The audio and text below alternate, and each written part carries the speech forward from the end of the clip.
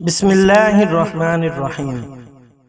مور جتنا اب خوبصورت ہے، اس سے کئی زیادہ جنت میں خوبصورت تھا۔ مور کی خوبصورتی پہ سبھی پرندے فدا تھے، لیکن ان سب خوبیوں کے باوجود مور سے ایسی کون سی خطا ہو گئی تھی جس پر اللہ تبارک و تعالی نے مور کو جنت سے نکال دیا۔ اللہ تبارک و تعالی نے جب حضرت آدم علیہ السلام اور اماں حوا کو پیدا فرمایا، اس کے بعد ان کو جنت میں بھیج دیا۔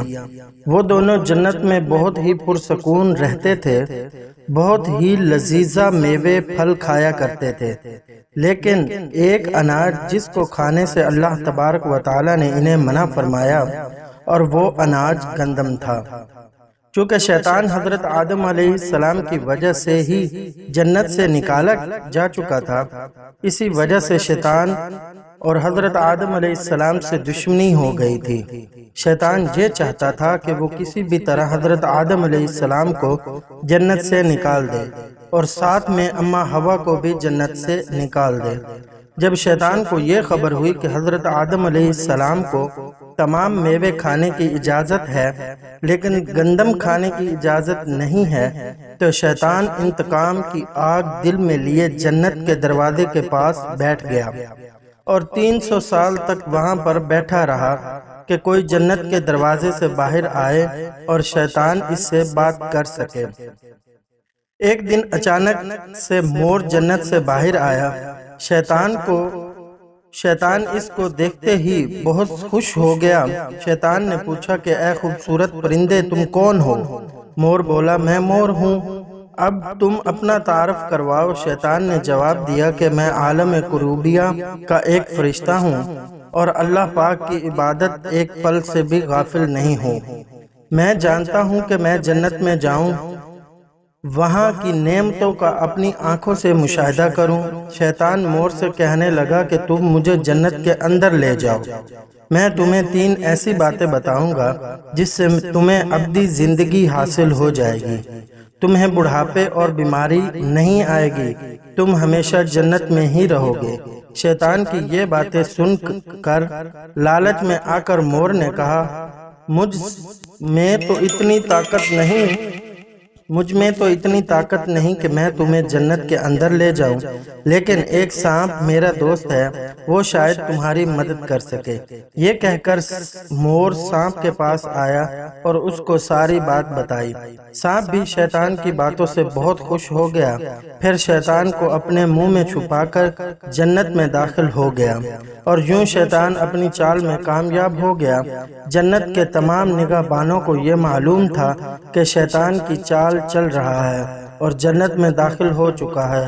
فرشتے شیطان کو جنت سے نکالنے لگے، تب ہی اللہ تعالیٰ کا حکم ہوا کہ اس کو ابھی تک جنت میں ہی رہنے دیا جائے۔ وہ فرشتے اللہ تبارک و تعالیٰ کے حکم سے رک گئے۔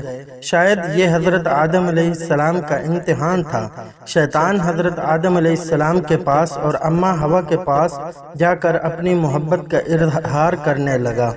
وہ دونوں ہی شیطان کو پہچان نہ سکے، کیونکہ ماضی کے مقابلے میں شیطان کی شکل تبدیل ہو چکی تھی۔ شیطان کہنے لگا کہ میں چاہتا ہوں کہ آپ دونوں ہمیشہ جنت میں اسی طرح زندگی گزاریں، ہمیشہ خوش رہیں۔ حضرت آدم علیہ السلام کی بات بہت غور سے سننے لگے۔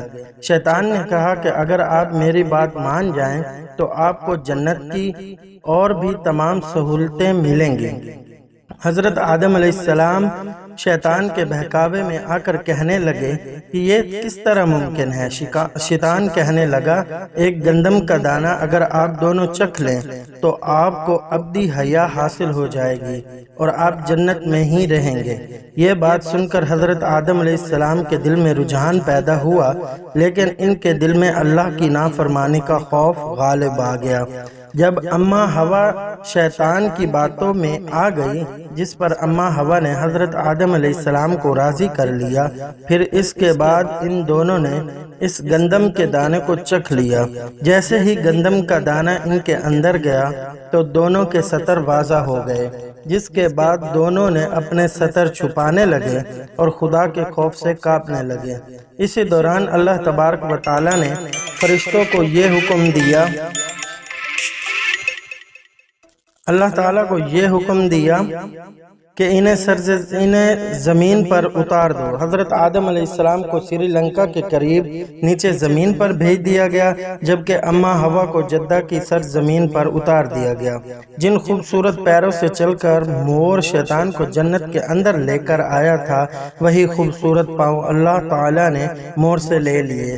سانپ جو اپنے منہ میں شیطان کو چھپا کر لایا تھا، اس کے منہ کی خوبصورت خوشبو کو چھین کر اس میں زہر ڈال دیا گیا۔ پھر مور کے ساتھ ساتھ سانپ کو بھی جنت سے نکال دیا گیا۔